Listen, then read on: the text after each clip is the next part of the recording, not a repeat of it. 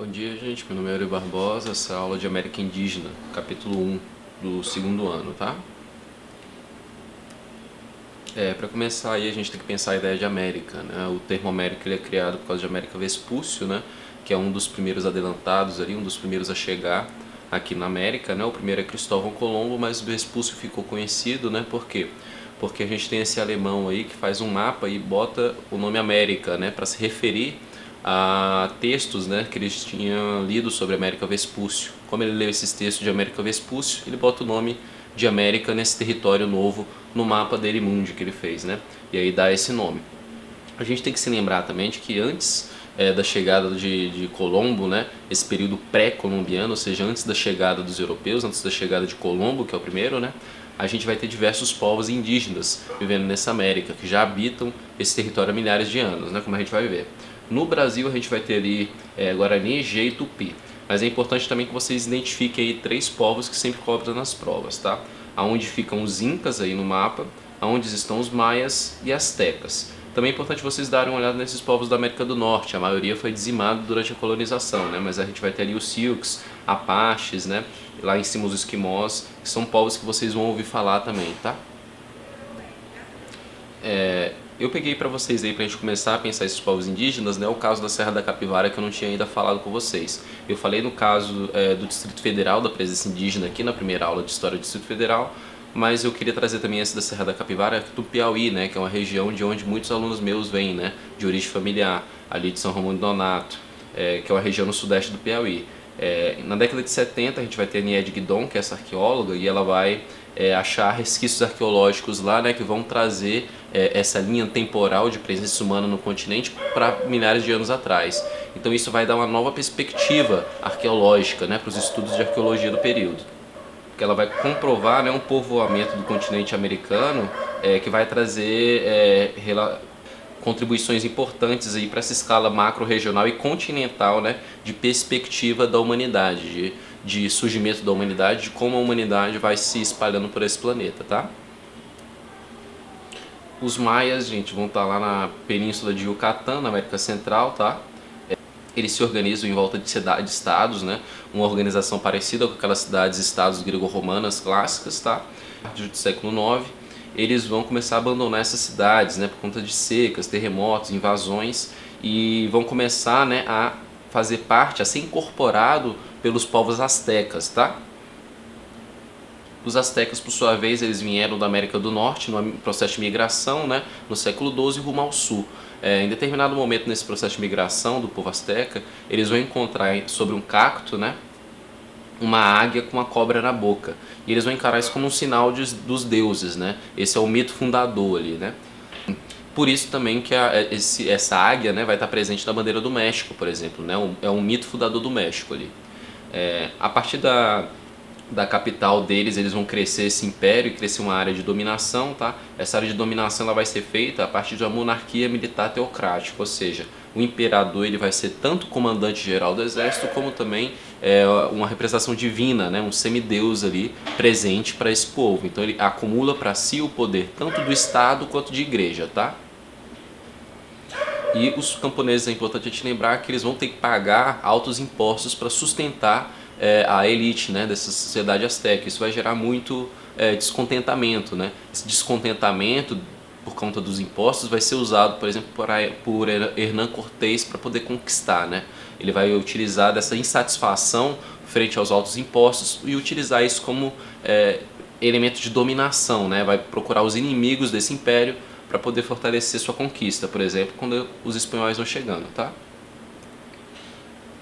Os Incas já vão viver na Cordilheira dos Andes, tá, gente? Os Incas vocês têm que lembrar, acho que automaticamente, de Machu Picchu, né? Que é uma cidade extremamente famosa que vocês sempre vão ouvir falar. Aquela cidade no alto das montanhas, né? Eles vivem como camponeses, vão plantar ali nessas montanhas, né? Fazem aquele sistema de irrigação, né? Que é uma espécie de andar, como se fosse uma escadinha ali de plantio. E aí, em cada nível do plantio, eles vão plantar coisas diferentes, né? De acordo com o que eles vão querer ao longo do ano ali. O Imperador Inca é o filho do sol, né? Tem a ver com os deuses dele aí. Também sempre essa mistura, tá, gente? É uma figura que, ao mesmo tempo que é governador, também é divino, né? A gente vai ter essa característica aí de união de Deus e Estado também aí. Uma figura importante de vocês lembrarem é Tupac Amaru. Tupac Amaru I é o último imperador inca, né? Os espanhóis vão matá-lo.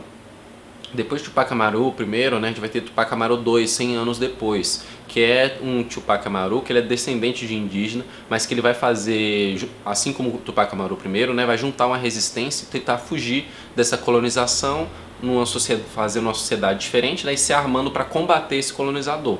O Tupac Amaru I fez isso com os indígenas. O Tupac Amaru II vai juntar não só os indígenas, mas também mestiços, negros e outras pessoas que estão sendo excluídas da sociedade colonial. Então ele vai formar um grupo que vai mandar uma resistência colonial, tá, gente? Tupac aí vai dar o nome, né, lá na frente já, nesses últimos há 50 anos atrás, aí, 60, a gente vai ter o surgimento do movimento Panteras Negras. E dentro desse movimento Panteras Negras, que é uma luta por direitos civis, né, do negro a partir da autodefesa nos Estados Unidos, a gente vai ter uma dessas Panteras Negras aí que vai estudar muito a história da América, assim como todos os negros desse movimento, né? Eles são um movimento, são negros que estão participando do movimento pan-africanista, do movimento pan-islamista, ou seja, é um movimento que ele está estudando a história da África e do negro na América. E aí está fazendo vários estudos. Uma dessas Panteras Negras vai estudar o Tupac e o Império Inca e vai dar o nome do seu filho de Tupac, que é o rapper que vocês ouvem hoje em dia, né? Então o nome do Tupac rapper é inspirado nesse Tupac Amaru, que era da resistência. O Tupac Amaru I e especialmente o segundo, né? Que é um que tem uma notoriedade maior, tá? No Brasil a gente vai ter aí vários povos originários aí. O Brasil é totalmente ocupado aí, como vocês podem ver pelo mapa, por diversos povos, né? Os povos indígenas estão ocupando o território todo. É importante te lembrar também que os povos aí do norte do Brasil, por exemplo, eles estão em diálogo com esses povos do centro, da América Central, tá, gente? Os povos, os indígenas aqui, eles vão ter relações comerciais e relações diplomáticas, e, enfim, com os outros povos da América Latina também, tá? Vão ter um fluxo ali de pessoas, vai ter algumas rotas, né, que vão ser feitas entre essas várias cidades que estão entre diversas cidades, núcleos urbanos, impérios aí, tá? Os indígenas, eles não ficam isolados no lugar deles, eles também fazem diálogo com os povos que estão ao seu redor, tá, gente? Existe uma articulação entre esses povos. A gente vai ter o Tupi e o Macro-G como dois troncos linguísticos principais do Brasil, que é importante vocês lembrarem. E também, quando os portugueses chegam aqui, a primeira mão de obra utilizada é indígena. E quando o português chega, ele traz consigo as doenças da Europa, né, gente? A Europa já passou lá por várias pestes, então você tem uma série de doenças rolando na Europa que vão fazer com que o europeu crie anticorpos. Os indígenas não têm esses anticorpos, então quando os europeus chegam aqui, fazem eles trabalhar forçado e ainda trazem consigo as doenças, isso vai fazer com que dizime a população indígena do Brasil. As estimativas aí são em torno de 3/4 da população morrendo ao longo dos 75 primeiros anos. Tanto que o que? A mão de obra indígena morre tanto que eles precisam pegar uma mão de obra nova e vão até a África, tá? Então a escravidão também esteve presente aí ao longo de toda a história dos povos indígenas, tá, gente?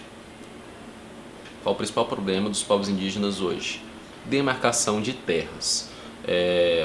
Os povos indígenas têm uma luta desde 1500, né? Segundo o próprio Ayrton Krenak, que nem a gente vai ver na aula de colonialismo, os indígenas estão em guerra já faz 500 anos e é uma guerra por direito a reconhecimento de cidadania. O índio, ele é tratado como algo que não é parte da sociedade colonial, assim como hoje em dia o índio tem que lutar por quê? Por direito à diferença e à terra. O índio está lutando hoje pelo reconhecimento de seus direitos, e um reconhecimento básico disso é o reconhecimento de sua terra, porque é por meio da sua terra que ele vai viver, vai produzir e vai ter suas relações culturais, né? Sua relação com a mata, seus ritos, e enfim, para o indígena, né, você vai ter uma série de elementos dentro dessa área a qual ele vive ali, que são sagrados, né? Você tem os cemitérios, você tem árvores, você tem uma série de elementos que para ele é parte da identidade dele. E você ter direito a essa terra é a grande questão aí, tá, gente? A demarcação de terras, que é algo que eu também já falei para vocês na aula de História do Distrito Federal. E é isso, gente. Essa aula é bem curta, eu botei para vocês aí uma série de museus, exposições.